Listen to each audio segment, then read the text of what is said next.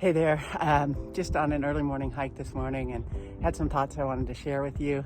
If you're concerned right now about the extreme heat, it is less than 90 degrees and it's shady and it's great if you're here early enough in the morning, even in Phoenix. But one of the reasons I love hiking is the majesty. And look behind me, the mountains, landscape. I mean, every time I go hiking, I'm just reminded again of how big God is, how small I am, and reminds me that when we're in His service, we're part of something so much bigger than ourselves. And the video that we put out yesterday of Lisa Stribling, Mike Bickle's sister, her sermon, it is just shocking to me the more I think about it, that somehow the revival, God's revival, is tied to us pardoning Mike Bickle when he hasn't even asked for a pardon, when he hasn't even repented, and that the world needs Mike Bickle. I think we really can get way off base when we think that God needs us. He doesn't need us, we need Him, right? I mean, it's so warped. And the narcissism involved in that is just shocking. I mean, I am so thrilled at the Roy's Report to be a part of something that God's doing.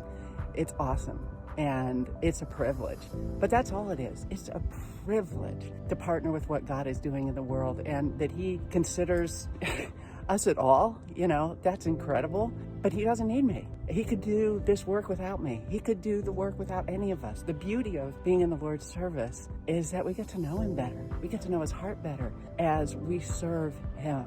And the greatest work that I hope to ever do in my life, and that God is doing, is what He's doing in me, is making me more like Christ. And believe me, I have so far to go to be more like Christ, but that is the biggest work. That is something that will take the best of my effort the rest of this life. But again, Lisa, I don't know if you're listening to this. I hear you're doing part 2 on Sunday morning. I hope you rethink that. Really, repent for what you did, and just remind yourself of how big God is, how small we are, and the privilege that we get to be in His service.